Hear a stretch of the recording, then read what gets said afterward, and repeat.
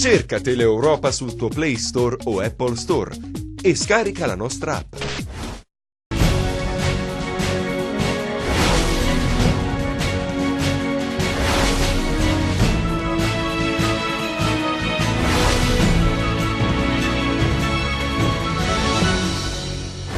Il 23 giugno il congresso del Partito Democratico lo ha deciso all'unanimità l'assemblea del PD riunita oggi alla Mezzia Terme.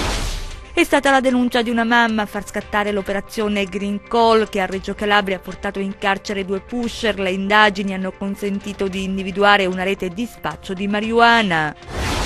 La procura di Paola avrebbe avviato un'inchiesta sull'uso degli autovelox sulla costa tirrenica, dispositivi utilizzati dai comuni per fare cassa. Medici e associazioni chiedono ascolto dalla politica per rilanciare la sanità calabrese. Ci sono troppe cose che non funzionano e chi governa ha l'obbligo di intervenire. Aperto il nuovo polo museale di Palazzo Nieddu all'Ocri, c'è anche la videoguida LIS per i non udenti. La Corte di Cassazione ha annullato senza rinvio la misura cautelare per il reato di associazione mafiosa emessa dal GIP del Tribunale di Reggio Calabria nei confronti dell'ex deputato Paolo Romeo. Previsto il pubblico delle grandi occasioni domani al Marulla di Cosenza per il derby con il Catanzaro sugli spalti, un nutrito gruppo di studenti provenienti dalla città capoluogo di regione, fischio d'inizio alle 14:30. Ben ritrovati dalla redazione del TG10. La politica in apertura. L'Assemblea regionale del Partito Democratico ha deciso all'unanimità la data del congresso che si svolgerà il 23 giugno.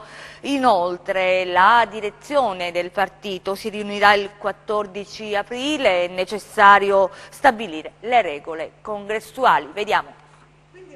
Il 23 giugno la data scelta dal PD all'unanimità per la celebrazione del congresso, un congresso vero, la richiesta unanime dell'Assemblea regionale del Partito Democratico nel centro agroalimentare di Lamezia Terme. 8 ore di confronto duro, i toni aspri, la sconfitta del 4 marzo ha fatto sentire i suoi effetti. Il partito diviso, c'è chi come il segretario uscente ragiona per obiettivi. Bisogna mettere in campo una strategia appunto per raggiungere che sono le prossime elezioni regionali. In questo momento mi pare che prevalgono le divisioni tra di noi, anche violente, piuttosto che invece la messa in campo di una strategia che ci possa portare al governo di nuovo, al governo della regione, e di mettere in campo una strategia che ricostruisca nel Mezzogiorno, in Calabria, il Partito Democratico. Non è un congresso usuale, è un congresso che facciamo dopo una sconfitta, una catastrofe elettorale avvenuta appunto il 4 marzo e questo ci deve rendere molto guardinghi su come gestiamo questa difficile fase. Marco Ambrogio ha lanciato la sua candidatura alla guida del partito regionale, un PD che ha la strada obbligata. Dobbiamo ritornare tra la gente, dobbiamo ritornare a riunire i simpatizzanti, ma dobbiamo aprire il partito, non può rimanere il Partito Democratico del 14% delle ultime elezioni. Più che un congresso per Carlo Guccione serve una costituente. Il PD deve fare un grande bagno di umiltà e ricominciare a costruire un rapporto con la società. Guccione attacca frontalmente il governatore. C'è un problema di come abbiamo della qualità del governo della giunta regionale. La replica di Mario Oliverio è diretta, gli attacchi di chi è amico, dice, fanno più male di quelli degli avversari. Alla bussola dell'appartenenza, concluso, nessuno può abdicare, altrimenti c'è un rompete le righe che significa assenza di prospettiva. L'Assemblea ha stabilito inoltre la data del 14 aprile per la riunione della direzione in cui un'apposita commissione redigerà le regole congressuali. Cambiamo argomento. È stata la denuncia di una mamma a far scattare l'operazione Green Call che a Reggio Calabria ha portato in carcere 2 pusher. Vediamo. Alla fine dello scorso luglio una madre preoccupata per il figlio, certa che il ragazzo facesse uso di droghe, ha bussato alla porta dei carabinieri di Serrata, denunciando una situazione pesante. Un atto di coraggio esemplare da parte di questa donna che ha raccontato ai militari dell'Arma 3 anni di inferno, in cui il figlio progressivamente era diventato assuntore di marijuana. Da quel momento è partita un'inchiesta che oggi ha portato all'arresto di 2 persone. Sono Luciano e Rocco Franzese, rispettivamente di 26 e 29 anni. Per loro sono stati disposti gli arresti domiciliari. Entrambi sono di San Pietro di Carità, lo stesso paese in cui vivono la donna che ha denunciato e suo figlio.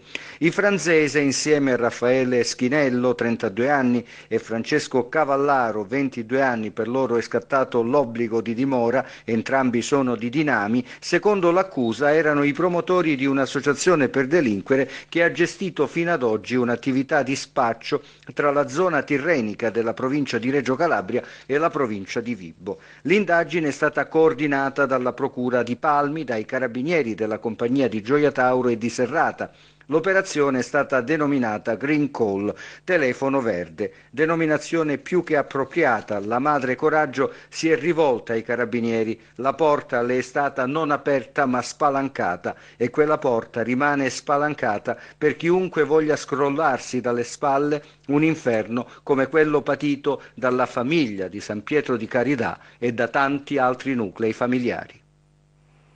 Parliamo di autovelox che dovrebbero garantire maggiore sicurezza sulle strade, ma che spesso vengono utilizzati dai comuni per rimpinguare le casse. Adesso la Procura di Paola avrebbe aperto un'inchiesta sull'uso dei dispositivi per il controllo della velocità. Vediamo. I soldi incassati dai comuni grazie agli autovelox dovrebbero essere investiti in sicurezza, ma non sempre è così. Basta guardare ad esempio le condizioni delle strade. Molte presentano avvallamenti e pericolose buche. Allora, che fine fanno i soldi delle multe? Il sospetto è che le contravvenzioni comminate attraverso gli autovelox servano soprattutto per rimpinguare le casse comunali. E la manutenzione delle strade? Beh, quella può aspettare. Il fenomeno interessa tutto lo stivale, da nord a sud. Da una recente indagine dell'ACI si evince che gli introiti delle sanzioni per i comuni italiani sono aumentati del 45%. Automobilisti molto indisciplinati dunque? Beh, non sempre è così. Premesso che i limiti vanno sempre rispettati, l'obiettivo degli autovelox dovrebbe essere quello di ridurre la velocità con postazioni fisse dove c'è un'effettiva necessità di rallentamento, ossia un incrocio, un centro abitato, la presenza di lavori. Spesso però gli autovelox sono posizionati in luoghi dove non ci sono esigenze oggettive oppure dove non sono visibili e così c'è un doppio danno. La velocità del traffico non si riduce e gli automobilisti vengono tartassati. Basta superare di poco il limite di velocità e le multe sono davvero salate. Adesso la Procura di Paola avrebbe avviato un'inchiesta per verificare il corretto utilizzo da parte dei comuni costieri dell'autovelox. Sono tutti segnalati? Assolvono alla funzione basilare che è quella di garantire la sicurezza sulle strade? Nell'agosto dello scorso anno la direttiva del ministro Minniti, lo ricordiamo, ha introdotto nuove regole che prevedono strumenti di rilevazione ben visibili e una chiara segnaletica che avvisi gli automobilisti. Il cartello di avviso del controllo di velocità deve essere posizionato ad una certa distanza dall'autovelox in modo che gli automobilisti non debbano fare brusche frenate che determinerebbero rischi per la circolazione. Ma i comuni si sono adeguati? Chissà. Certo è che gli autovelox in Calabria sono presenti dallo Ionio al Tirreno. Gli incidenti non sono diminuiti, mentre le multe per eccesso di velocità, quelle sì, sono aumentate. E adesso il racconto del nostro Fabio Vincenzi sull'odissea di un viaggio Cosenza-Palmi. Vediamo. La mia è la storia di un viaggiatore occasionale che prova a spostarsi dal nord al sud della Calabria, ma potrebbe essere la storia di chiunque ogni giorno per lavoro, per studio, prova a spostarsi in Calabria. Io parto alle 15 da Cosenza in direzione sud per andare a Palmi. Ci impiego 45 minuti dall'uscita di Cosenza Sud per arrivare a Falerna. Dopodiché il resto ve lo lascio immaginare. Ma arrivo a Palmi, dove devo accompagnare delle persone e lasciare una macchina, per poi dover prendere un treno per tornare a nord. E arrivo in una stazione bellissima, architettonicamente come storia, che è quella di Palmi, dove non c'è una biglietteria. Salgo su un treno che mi riporta poi a Paola. Da Paola non ho una coincidenza che mi può portare ovviamente nella mia città di residenza, che è Rende in questo momento. Cosa fare? Chiamare qualcuno perché possa venire a prenderti. Questo viaggio si conclude dopo quasi 5 ore. Vogliamo parlare di sviluppo? Cambiamo argomento. La sanità chiedono di essere ascoltati dalla politica per rilanciare la sanità in Calabria, la mobilitazione di medici e associazioni a Cosenza. Vediamo. Restituire credibilità alla sanità calabrese, medici e associazioni di volontariato insieme a Cosenza per rivendicare servizi adeguati. Non basta il nuovo ospedale, è stato sottolineato, bisogna dare risposte ai pazienti. Quello che serve è riempire di contenuti e di percorsi assistenziali specifici il nuovo ospedale. È quello noi che chiediamo. Il nostro è un obiettivo molto semplice, guardi, come associazione, è quello di mobilitare l'opinione pubblica e di ribellarsi, perché non è possibile più accettare una situazione del genere. Però da soli non si fanno le battaglie si fanno insieme. C'è un colpevole per lo stato in cui versa la sanità, l'indice puntato verso il commissariamento. La presenza di un commissario ci ha completamente lanzichinecchizzato, non so se il termine è giusto, ma hanno ridotto la sanità a quello che non c'è più neanche la maceria su cui poter costruire. Mobilitazione, si chiede ascolto da quella politica che denunciano è sorda e fa passare i messaggi inesatti. La verità, lo dicono a chiare lettere, è che non si è fuori dal piano di rientro. No, non solo non se ne usciti, ma si è ancora peggiorato lo stato dei conti, quindi non se ne uscirà mai. Ma non se ne uscirà mai perché ci sono colpe ben precise, colpe del Presidente della Regione che ha nominato direttori generali che non mantengono il bilancio in equilibrio e quindi causando ulteriori debiti il piano di rientro non arriverà mai a fine, perché la fine del piano di rientro avverrà quando il bilancio regionale sarà pari a zero. Ora siamo a meno 150 milioni, quindi non finirà mai. Banditi i concorsi significa davvero sblocco del turnover. Con la legge 161 che prevederebbe più del doppio dei posti che si dice siano messi a concorso per garantire la tutela dei pazienti in ospedale, più del doppio. Di questi posti si parla sempre, ma pochissimi concorsi ho visto. Il nome di Gianluigi Scaffidi circola in modo insistente quale futuro commissario, ma lui ai nostri microfoni risponde così. Voci, assolutamente nulla di vero. E poi vede, io ho un grosso problema, che sono onesto e competente e quindi è molto difficile che mi si possa dare un ruolo politico. Ora le nostre brevi di cronaca.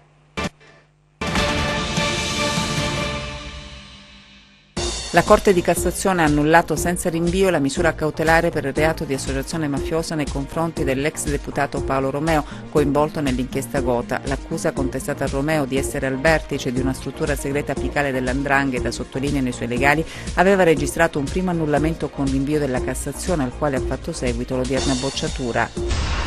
Il GIP del Tribunale di Catanzaro ha convalidato il fermo per Domenico Perronace, il 60enne incensurato che il giorno di Pasquetta è esploso dal terrazzo della sua abitazione alcuni colpi di fucile ferendo l'ex sindaco di Chiaravalle Giuseppe Tedesco. Il 60enne, dopo aver colpito il vicino, si è ferito con un colpo di arma da fuoco e per questo era stato ricoverato in ospedale. Alla base della sparatoria, secondo quanto ricostruito dagli investigatori dell'Arma, delle questioni di vicinato. Adesso l'uomo è accusato di tentato omicidio.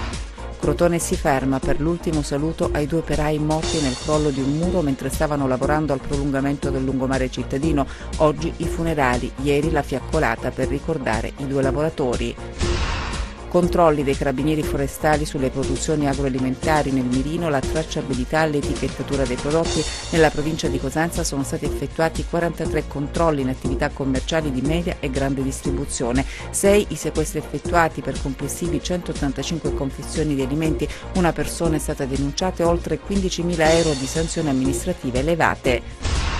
I carabinieri di Rose hanno arrestato per detenzione ai fini di spaccio di sostanze stupefacenti un 54enne di Catanzaro. Fermato ad un posto di controllo, l'uomo nascondeva sotto il sedile della sua auto una valigetta 24 ore con all'interno 5 canetti di hashish da 100 grammi ciascuno per un peso complessivo di 500 grammi e la somma in contanti di 1.500 euro. Aperto il nuovo polo museale di Palazzo Nieddu a Locri, c'è anche la videoguida LIS per non udenti, vediamo.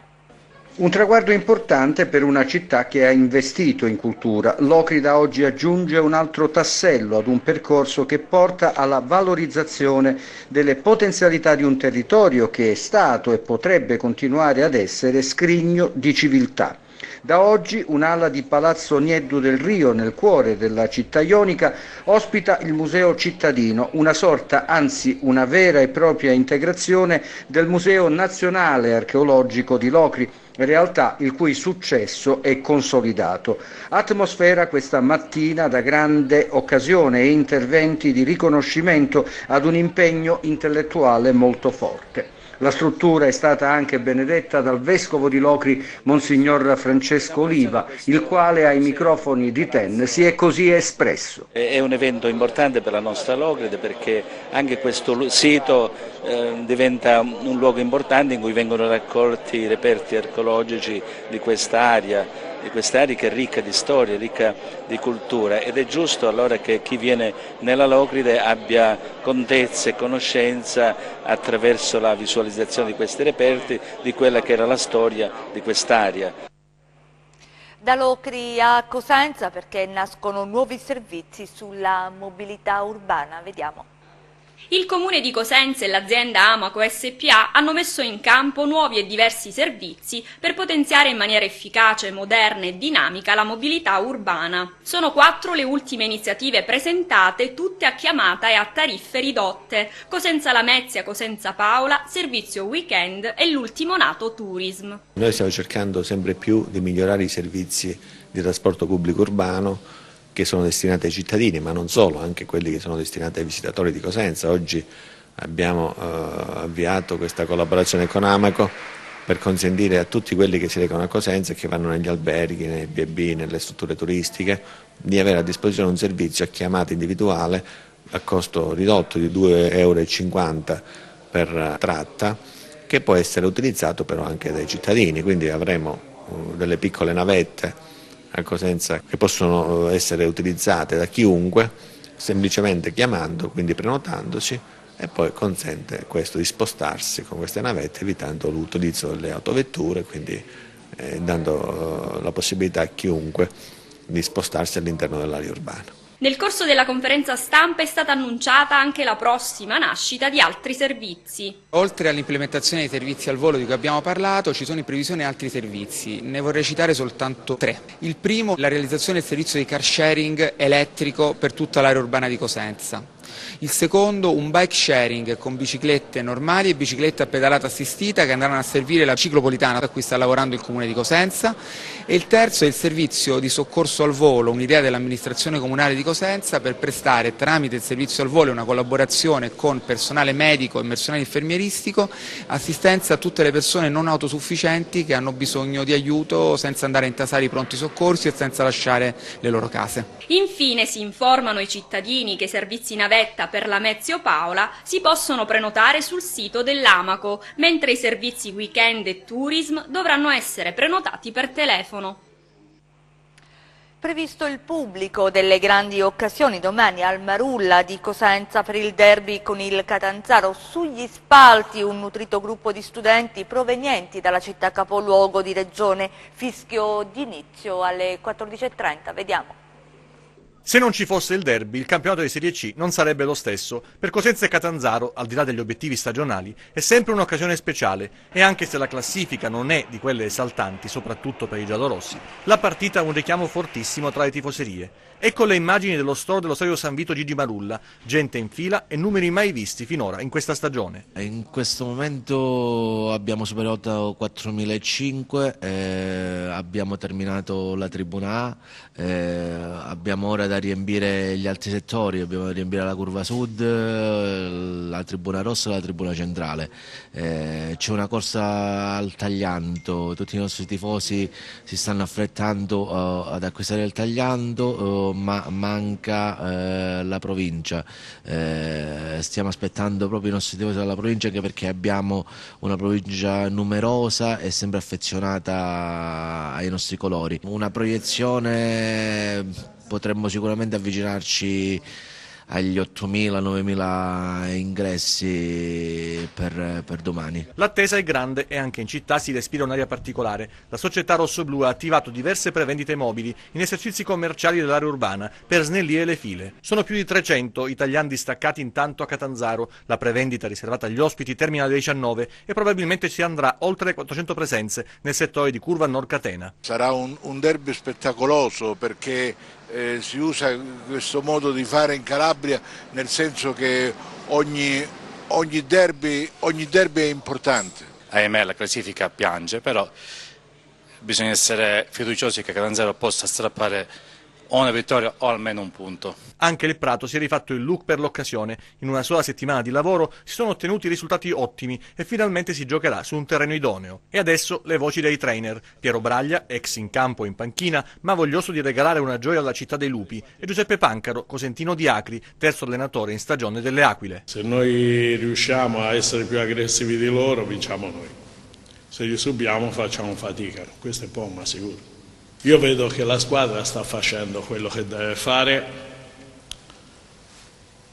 è una squadra che si è tirata fuori da guai, ha avuto un attimo di flessione, ma nelle ultime 3 partite ha preso 7 punti, che non è poco, al di là del fatto che abbiamo sbagliato con l'Agragas, come sento, però le partite vanno sempre giocate, quando inizi si sta 0-0. Per noi non è stata una settimana semplice, io mi sono dovuto sforzare per cercare di digerirla, perché insomma, ho fatto fatica, però poi è talmente importante adesso questa partita che dobbiamo andare ad affrontare, che quindi per forza mi sono sforzato a dimenticare la partita in casa col Catania, ed è importante insomma, la partita col Cosenza, insomma, lo sappiamo tutti, è importante sia perché non è una partita come le altre, ma per la città, per i nostri tifosi è la partita, e sia perché a noi servono insomma, i punti per salvarci. Un appuntamento in chiusura domani, l'inaugurazione del primo defibrillatore ad uso pubblico nel comune di Carolei, centro del Cosentino. L'iniziativa promossa dall'associazione Carolei Rinasce, patrocinata dall'amministrazione comunale. L'appuntamento è alle 12 nella piazzetta antistante la chiesa del Carmine. Chiudiamo con le previsioni del tempo.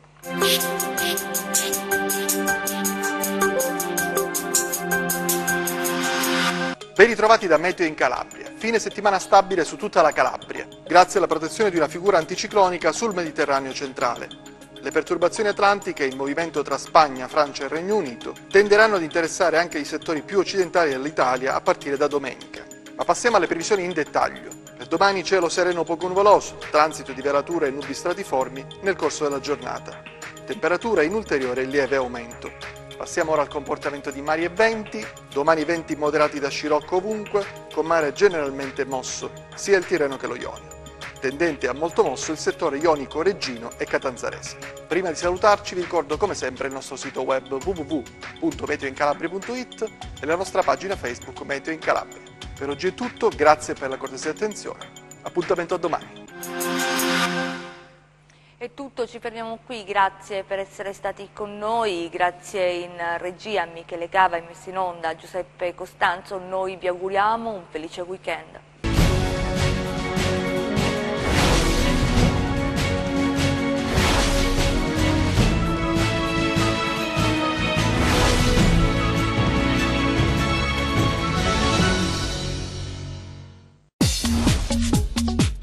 Cerca Teleeuropa sul tuo Play Store o Apple Store e scarica la nostra app.